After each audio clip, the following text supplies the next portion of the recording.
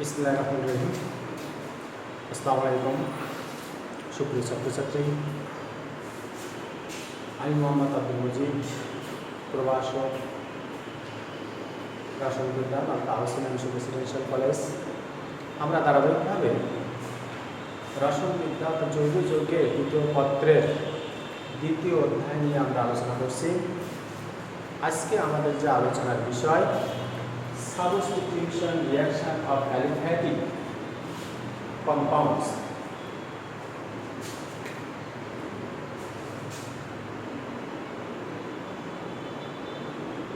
Aliphatic compounds, substitution reaction of aliphatic compounds অর্থাৎ aliphatic যৌগের প্রতিস্থাপন বিক্রিয়া।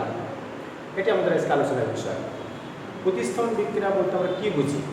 প্রতিস্থাপন বিক্রিয়া হচ্ছে কোনো জৈব যৌগ থেকে কোনো অণু, পরমাণু, মূলক বা আয়ন যদি অন্য কোনো পরমাণু, মূলক বা আয়ন দ্বারা স্থান বিনিময় করে, প্রতিস্থাপিত হয় অর্থাৎ স্থান বিনিময় করে, তাহলে সে ধরনের বিক্রিয়াকে আমরা সাধারণত প্রতিস্থাপন বিক্রিয়া বা সাবস্টিটিউশন রিঅ্যাকশন বলে থাকি।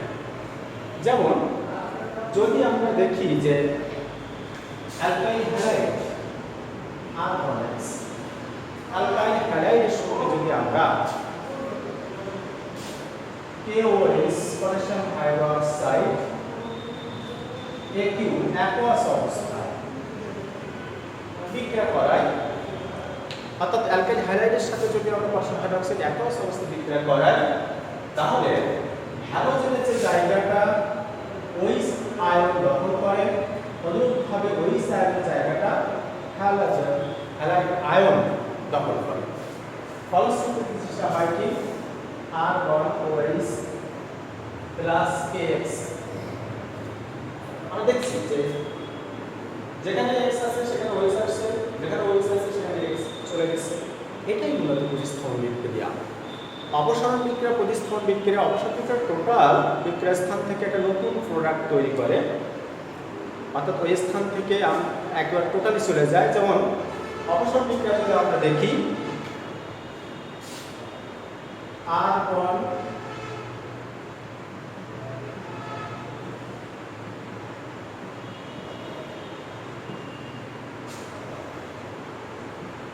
যদি আমরা এটা দিই ইথাইল ক্লোরাইডের সাথে পটাশিয়াম হাইড্রোক্সাইড, এখানে দেখা যাচ্ছে অ্যাকুয়াস এবং এটা হচ্ছে অ্যালকোলিন। এই অ্যালকোলিন পটাশিয়াম হাইড্রোক্সাইড যদি আমরা অ্যালকাইল হ্যালাইডের সাথে বিক্রিয়া করাই, এক্ষেত্রে যে জিনিসটা হয় সেটি হচ্ছে ক্লোরিন এবং হাইড্রোজেন দুটাই চলে যাবে। যে নতুন যৌগ তৈরি হয় কি অ্যালকিন, অর্থাৎ CH2 double bond CH2 plus potassium chloride plus H2। এই যে যৌগের ভিতরে এটা হচ্ছে মূল যৌগ, মূল বিকারক। এখান থেকে দেখা যাচ্ছে ক্লোরিন এবং হাইড্রোজেন দুটাই চলে গেছে। এটা হচ্ছে অপসারণ বিক্রিয়া। কিন্তু অন্য বিক্রিয়াটা দেখা যাচ্ছে কি যৌগের কোনো ঘটনা ঘটেনি, X এর জায়গায় OH বসেছে, OH এর জায়গায় X বসেছে। দ্যাট মিন্স সাবস্টিটিউশন রিঅ্যাকশন বা প্রতিস্থাপন বিক্রিয়া। তাহলে অপসারণ বিক্রিয়া, প্রতিস্থাপন বিক্রিয়ার ভিতরে আমাদের কিছু পার্থক্য আছে। আমরা আমাদের আজকে আলোচনার বিষয় প্রতিস্থাপন বিক্রিয়া। প্রতিস্থাপন বিক্রিয়া সাধারণত অ্যালিফ্যাটিক কম্পাউন্ডসে তিনভাবে ঘটে। একটা হচ্ছে নিউক্লিওফিলিক প্রতিস্থাপন বিক্রিয়া হয়, ইলেকট্রোফিলিক প্রতিস্থাপন বিক্রিয়া হয়, মুক্তমূলক বা ফ্রি র্যাডিক্যাল সাবস্টিটিউশন রিঅ্যাকশন হয়। আমরা আজকে যেটা আলোচনা করতে চাচ্ছি সেটা হচ্ছে নিউক্লিওফিলিক প্রতিস্থাপন বিক্রিয়া।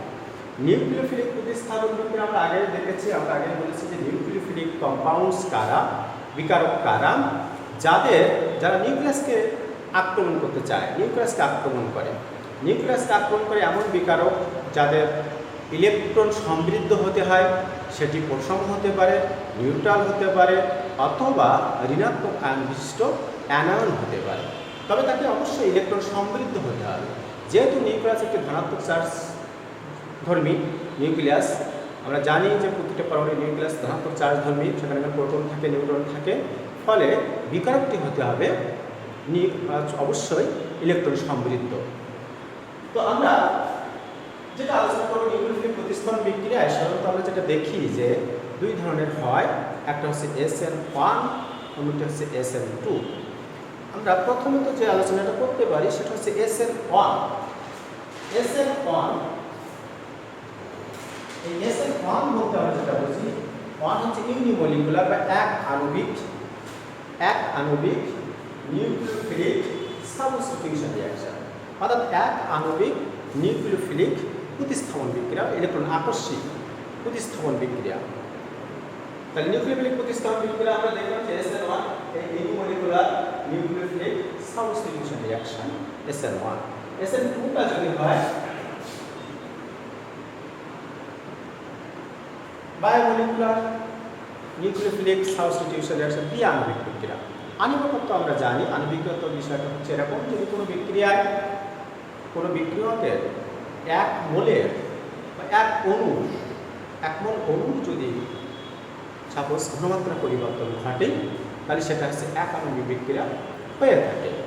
তো এই SN1 বিক্রিয়া আর যদি কোনো ক্ষেত্রে দুইটা বিক্রিয়ক একই জাতীয় হতে পারে, ভিন্ন জাতীয় হলে তাদের ঘনমাত্রা যদি পরিবর্তন ঘটে, তাহলে সেটা সাধারণত দ্বি-আণবিক বিক্রিয়া হয়ে থাকে। তো SN1 বিক্রিয়া যেটা হয়, SN1 বিক্রিয়া সাধারণত দুই ধাপে সংঘটিত হয়। SN1 বিক্রিয়া সাধারণত কয় ধাপে? দুই ধাপে সংঘটিত হচ্ছে। আমরা যদি চাই যে একটা রিঅ্যাকশন দেখি যে CH3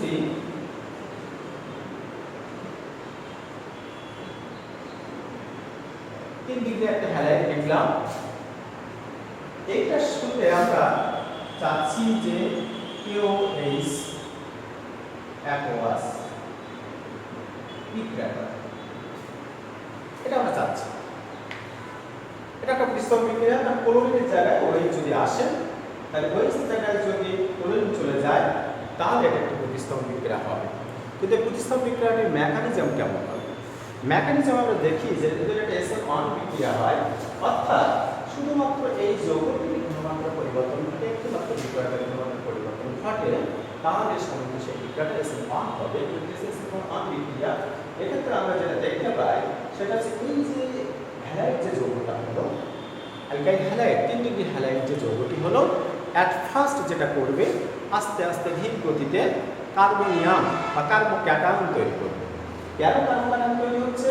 তার কারণ হচ্ছে এই যে ক্লোরিন পরমাণু আছে, ক্লোরিন পরমাণু ইলেকট্রন নেগেটিভিটি সাধারণত 3, তার মানে হচ্ছে 2.1।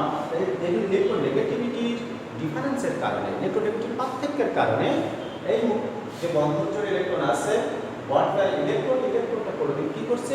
নিজের দিকে টেনে নিচ্ছে। নেওয়ার ফলে এখানে বিষম ভাঙ্গনের সৃষ্টি হচ্ছে। এই বিষম ভাঙ্গনের ফলে কি হলো? এই কার্বন প্রথম ধাপে যেটা ঘটে, যে প্রথম ধাপ আমরা আগে বলছি যে SN1 বিক্রিয়া সাধারণত দুই ধাপে সংঘটিত হয়। প্রথম ধাপে যেটি হয়, কার্বোক্যাটায়ন সৃষ্টি হয়। কার্বোক্যাটায়ন আমরা সৃষ্টি করে দিলাম CH3।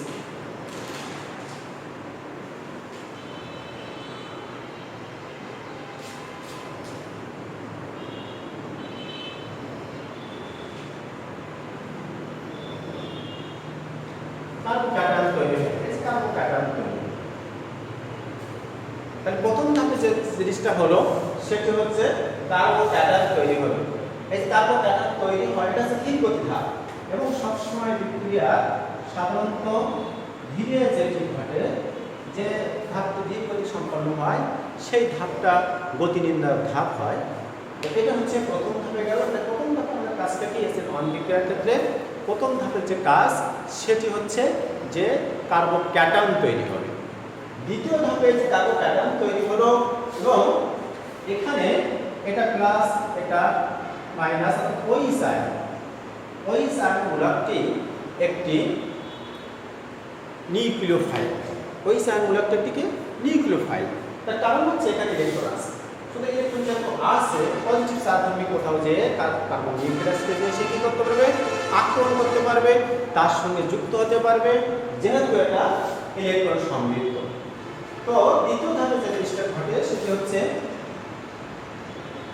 এই যে কার্বোক্যাটায়ন তৈরি হলো, কার্বোক্যাটায়নের সাথে খুব দ্রুত কার্বোক্যাটায়ন তৈরি হলো, এই কার্বোক্যাটায়নের সাথে খুব দ্রুত যে নিউক্লিওফাইলটি থাকে, যে বিকারকটি থাকে, এটি খুব দ্রুত যুক্ত হয়।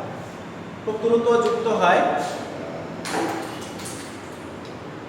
দ্রুত যুক্ত হয়, ফলে কি হয় এই যৌগটি প্রতিস্থাপন বিক্রিয়া সমাপ্ত হয়।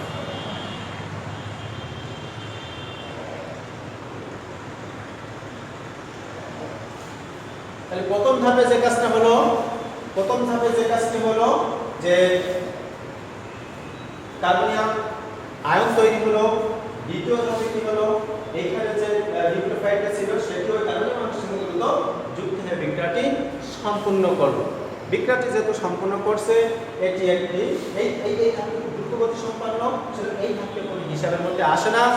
যেহেতু হিসাবের মধ্যে আসে না, সেই কারণে আমরা এই ধাপটিকে ধরি। তাহলে দেখা যাচ্ছে SN1 বিক্রিয়া সাধারণত দুই ধাপে ঘটে, দুই ধাপে সম্পন্ন হয়ে থাকে।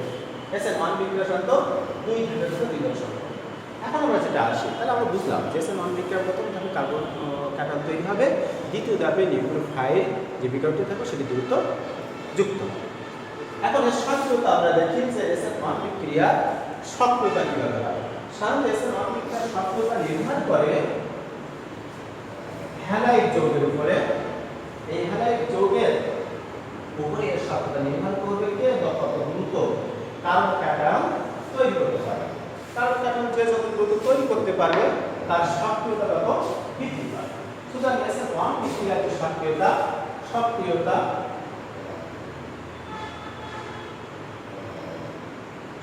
হচ্ছে 3 ডিগ্রি যে হ্যালাইড থাকে এর সক্রিয়তা, 3 ডিগ্রি যে হ্যালাইড থাকে এর সক্রিয়তা বেশি 2 ডিগ্রি এর চেয়ে।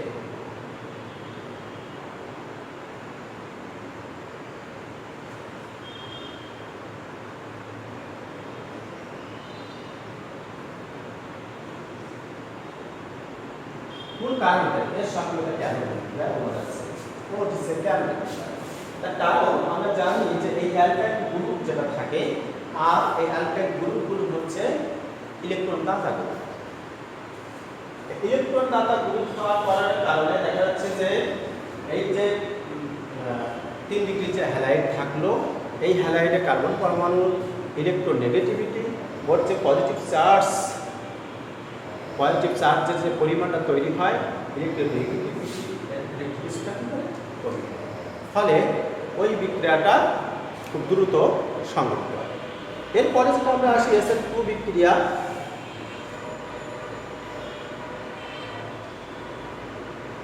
যেহেতু এর সাথে আরো যেটা প্রথম ক্রম বিক্রিয়া, এটা হচ্ছে SN1 বিক্রিয়া কিন্তু আমরা এখানে বলেছি এটা প্রথম ক্রম বিক্রিয়া, যেটি একাণবিক বিক্রিয়া, সেই কারণে।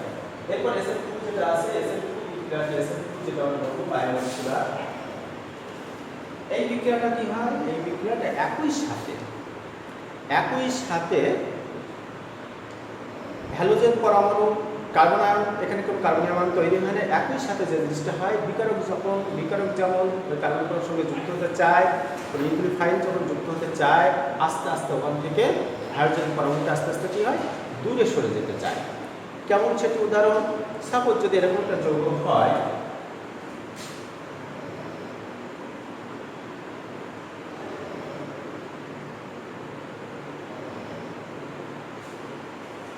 এমন যদি হয় এরকম হয়, এই যৌগটির সঙ্গে এখানে একটু বিকারক যুক্ত হবে ওরিস। এইটা আস্তে আস্তে কার্বনের সঙ্গে যখন যুক্ত হতে চায়, হাইড্রোজেন আস্তে আস্তে কি হতে চায় দূরে সরে যেতে চায়। এটা সাধারণত যখন এই দূরে সরে যাওয়ার ফলে এই আস্তে আস্তে দেখে যাবে দূরে সরে যাবে, একটা মধ্যবর্তী অবস্থার সৃষ্টি হয়, যেটা একটা উল্টানো ছাতার মতো তৈরি হয়, একটা মধ্যবর্তী অবস্থার সৃষ্টি হয়। সেটা কেমন, সি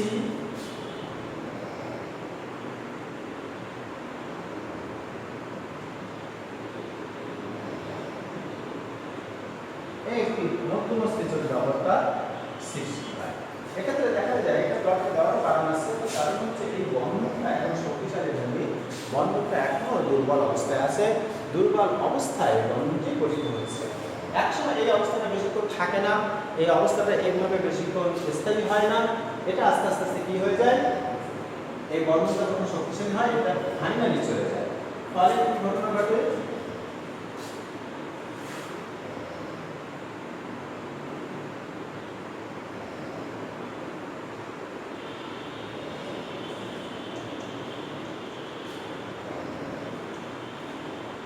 এইখানে যেহেতু একই সঙ্গে এই বিক্রিয়াটা একভাবে সংঘটিত হয় এবং যেহেতু একই সাথে ওয়েজগুলো এবং বিক্রিয়ক দুইটা মানে নিউক্লিওফাইল এবং বিক্রিয়ক দুইটার ভিতরে একই সাথে এই ঘূর্ণনটা পরিবর্তন করে একই সঙ্গে বিক্রিয়াটা সংঘটিত হয়, যে কারণে আমরা এটা বলবো দ্বি-আণবিক বিক্রিয়া অর্থাৎ SN2। এবং এটা একটি প্রতিস্থাপন বিক্রিয়া, তার কারণ হচ্ছে হ্যালোজেনের জায়গায় ওএইচ দখল করেছে, যেখানে হ্যালোজেন আছে সেখানেই সাধারণত ওএইচ কি করেছে, দখল করেছে। আর হ্যালোজেনের জায়গাটা অর্থাৎ এখানে যদি আমরা ক্লোরিন হ্যালোজেন সেখানে আমরা ক্লোরিন দিলাম, ক্লোরিনের জায়গাটা ওএইচ দখল করেছে এবং ক্লোরিন ওএইচ যেখান থেকে আসছিল সেই জায়গাটা দখল করেছে। এটা একটি প্রতিস্থাপন বিক্রিয়া। SN1 বা SN2 বিক্রিয়ার শর্তটা হচ্ছে SN1 বিক্রিয়ার উল্টা, অর্থাৎ এগুলো যদি আমরা এভাবে চেঞ্জ করে দিই তাহলে SN2 বিক্রিয়ার শর্তটা প্রকাশ পায়। এটি নির্ধারণ করে সাধারণত কার্বনে, যেখানে কার্বন কার্বন তৈরি হয় না, কার্বন তৈরি হয় না, সেই কারণে এখানে যে অ্যালকাইল গ্রুপ ওই পজিটিভ চার্জ এবং কার্বনের পজিটিভ চার্জ তৈরি হয় না, পজিটিভ চার্জের উপরে প্রভাব সৃষ্টি করতে পারে। এরপরে আমাদের যেটা আছে সেটা হচ্ছে যে SN1 এবং SN2 বিক্রিয়া চলে গেল। আমাদের এর পরবর্তী আলোচনা হচ্ছে প্রতিস্থাপন বিক্রিয়া, অ্যারোমেটিক যৌগের ইলেকট্রোফিলিক প্রতিস্থাপন বিক্রিয়া। অ্যারোমেটিক যৌগে যদি আমরা ইলেকট্রোফিলিক প্রতিস্থাপন বিক্রিয়া করতে চাই তাহলে আমাদের প্রথমত যে কাজটা করতে হবে যে অ্যারোমেটিক যৌগ আমরা কীভাবে হয় দেখা যায়। অ্যারোমেটিক যৌগ হয় আমরা জানি, অ্যারোমেটিক যৌগ যারা আকাশের নিয়ম মেনে চলে, অর্থাৎ ফলের রাসায়নিক সংখ্যক পাই ইলেকট্রন যাদের থাকে তারা অ্যারোমেটিক যৌগ। বেনজিন একটি অ্যারোমেটিক যৌগ। তো এই বেনজিন অ্যারোমেটিক যৌগটাকে আমরা যদি দেখি অবস্থান অনুসারে, এটা একটি বেনজিন নিউক্লিয়াস এবং সাবস্টলিন। তো বেনজিন নিউক্লিয়াস এবং এর কাছে পার্শ্ব শিকড় থাকে, এবং এই যে চক্রটি থাকে এটা হচ্ছে ফিনাইল মূলক বা C6H5 মূলক, এটাকে বলে নিউক্লিয়াস। পার্শ্ব শিকড় এবং নিউক্লিয়াস, বেনজিন নিউক্লিয়াস, এই যে বেনজিন নিউক্লিয়াস থাকলো পার্শ্ব শিকড়ের সাপেক্ষে নিউক্লিয়াসের অবস্থানগুলিকে আমরা সাধারণত যেটা দেখি, এটা হচ্ছে অর্থ, এটা হচ্ছে কি মেটা, এটা প্যারা, এটা হচ্ছে মেটা, এটা হচ্ছে অর্থ। একটি বেনজিন চক্র বা বেনজিন নিউক্লিয়াস সাধারণত দেখা যায়। তাহলে বেনজিন নিউক্লিয়াস এবং পার্শ্ব শিকড়, আমরা বলতে পার্শ্ব শিকড় কোথায় থাকে, C6H5 অর্থাৎ বেনজিনের সঙ্গে C6H6, ওখান থেকে একটা হাইড্রোজেন চলে যাওয়ার পরে ফিনাইল গ্রুপ তৈরি হয়। এটা মূলত বেনজিন নিউক্লিয়াস, চক্রটি নিউক্লিয়াস এবং ফিনাইল গ্রুপের সাথে যৌগিক মূলক যুক্ত থাকে, সেটি মূলত পার্শ্ব শিকড়। তো ইলেকট্রোফিলিক প্রতিস্থাপন বিক্রিয়া সাধারণত আমরা যেটা দেখি যে এইখানে যে সঞ্চরণশীল পাই ইলেকট্রন থাকে, এই সঞ্চরণশীল পাই ইলেকট্রনের প্রতি অন্য বিক্রিয়াগুলির একটা প্রভাব আছে, কি প্রভাব সৃষ্টি করতে পারে। এই সঞ্চরণশীল পাই ইলেকট্রনের প্রতি তাদের একটা আকর্ষণ আছে। সুতরাং কোনো নিউক্লিওফাইল ইলেকট্রোফাইল যদি আসে, অর্থাৎ ইলেকট্রনকে আকর্ষণ করার জন্য যদি আসে, এই ইলেকট্রনকে সহজেই সে করতে পারে, আকর্ষণ করতে পারে, প্রতিস্থাপন বিক্রিয়া দেখাতে পারে। তো আমরা এই বিষয়ে আগামীতে অ্যারোমেটিক যৌগের প্রতিস্থাপন ইলেকট্রোফিলিক প্রতিস্থাপন বিক্রিয়া কৌশল আমরা আগামীতে ইনশাআল্লাহ দেখানোর চেষ্টা করব। আজ এ পর্যন্ত। আসসালামু আলাইকুম, সবাইকে ধন্যবাদ।